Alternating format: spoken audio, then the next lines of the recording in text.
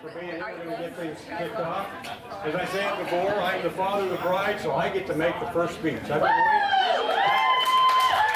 been thinking about this moment for the last 20 years. And believe me, it's kind of nerve-wracking to know that one day you're going to be standing up here before a group of family and friends and making a speech like this. So anyway, Julie, I would like to start off by saying that you look beautiful today. Yes. Aunt Susie did a great job on your dress. And you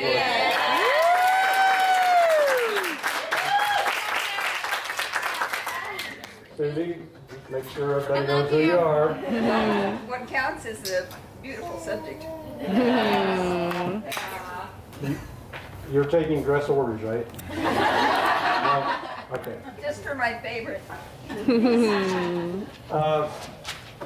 But you look stunning. And I was, most proud father walking you down the aisle today. I'm gonna get through this, please.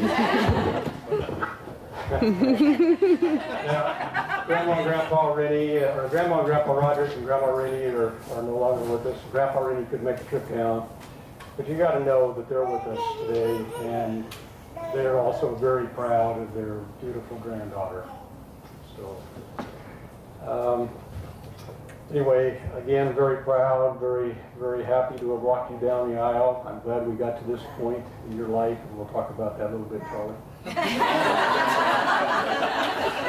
yours now. Anyway, Becky and I were out to dinner the other night with some friends, and I was asked the question, well, is it going to be tough for you to give up your princess? Walking her down the aisle, and boy, we've been so busy getting ready for this event. I told her, I said, well, geez, at this point in time, I really hadn't given it much thought.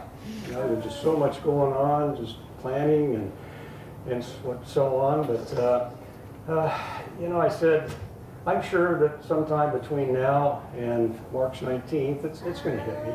Something's going to happen. I think every father of the bride has their own way of dealing with this significant emotional event in their life. I guess for me, it happened when I was sitting in front of my computer thinking about what I was going to say tonight. And I was staring at my monitor and happened to glance over at some snapshots that I had taped up on the back of my wall behind my desk.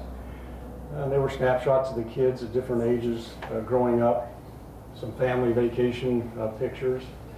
And obviously I zeroed in on the ones of Julie and I. It was the one of her and I skiing up in Flagstaff.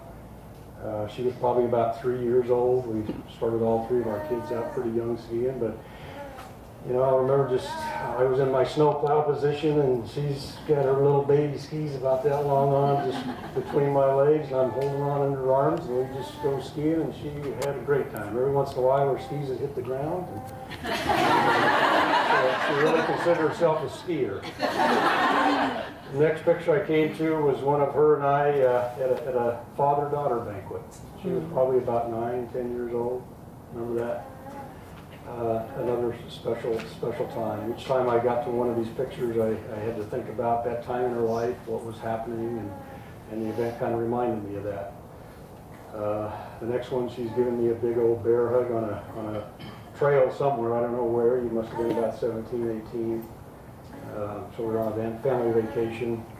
And then we came to one that was kind of reminded me of probably one of my more special moments with you, Julie, and that was our vacations to San Diego.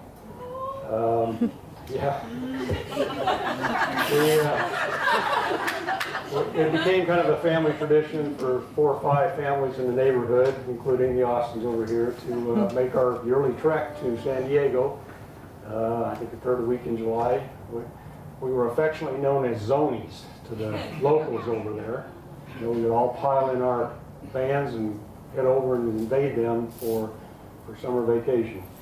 Anyway, it was kind of a customary thing for us to all sit on the seawall on the boardwalk the first night that we're there and watch the sunset.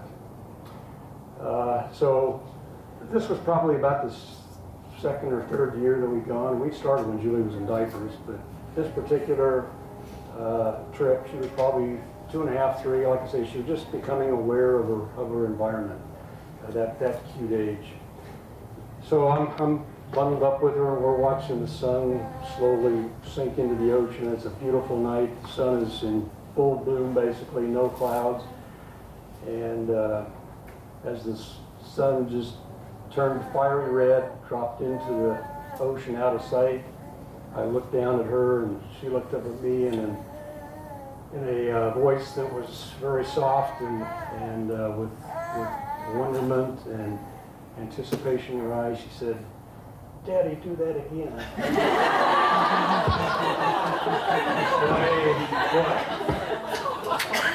You know, that's the age where they think dads and moms are superheroes. And I could go out and pluck the sun back up and redo a sunset. So that was a favorite, one of my favorite moments with her. So thank you for letting me share that with you.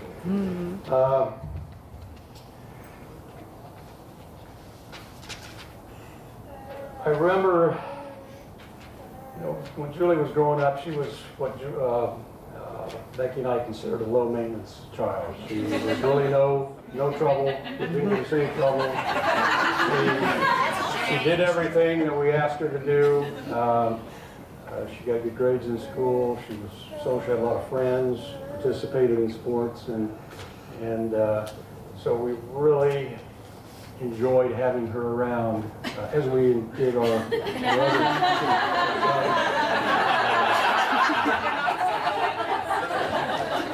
But anyway.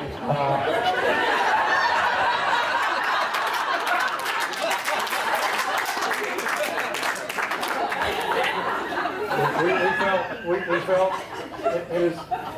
We'll talk later.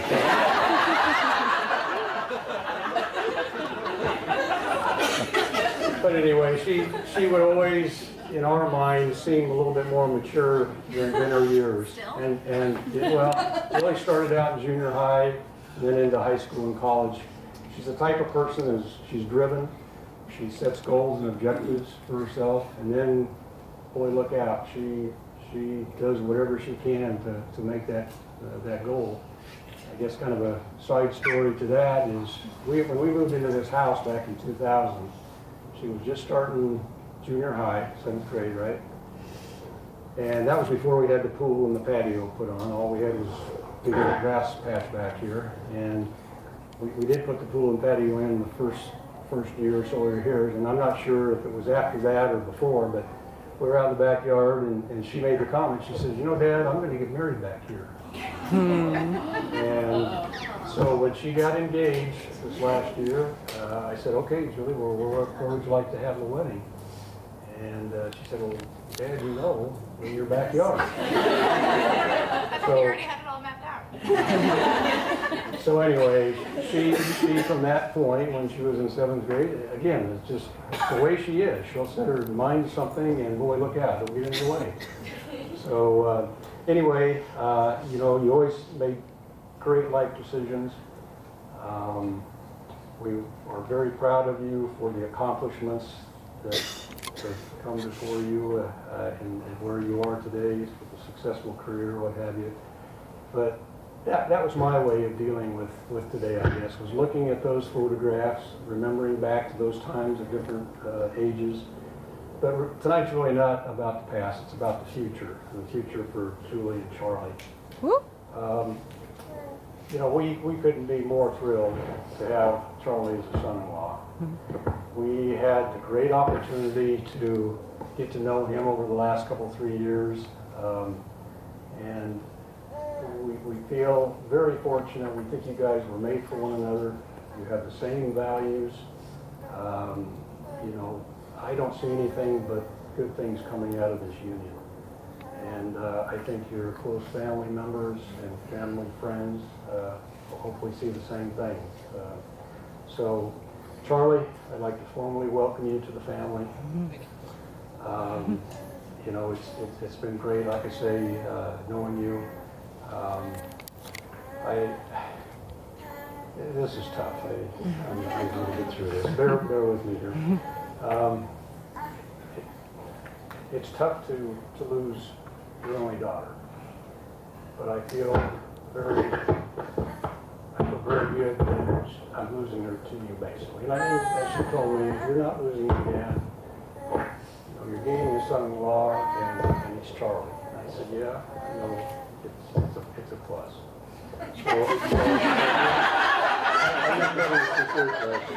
So anyway, Charlie, thanks very much for becoming a part of our family.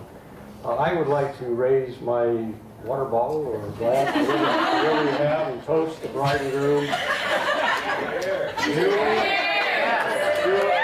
Julie and Charlie, may the future bring you nothing but happiness and joy and children, so I can be a grandfather. But seriously, you have my wholehearted blessing. I see nothing but the best for you. Good luck with making your own memories. Have fun and be safe. Cheers. Cheers. I would now like to turn it over to Ed, Charlie's dad.